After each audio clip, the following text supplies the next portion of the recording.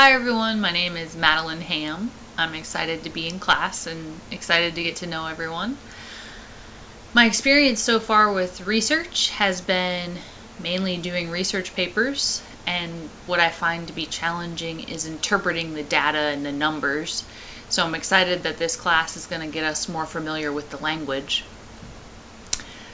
What makes it fun for me is being able to apply the data to everyday life and to relate to the different studies that are out there. I really like Malcolm Gladwell's work that he does in neuroscience. The books that he puts out, they're really relatable, at least I think they are, in helping people understand the research that he does. And after viewing the syllabus, I'm excited about doing the group work and engaging and getting to know everybody. So, thank you.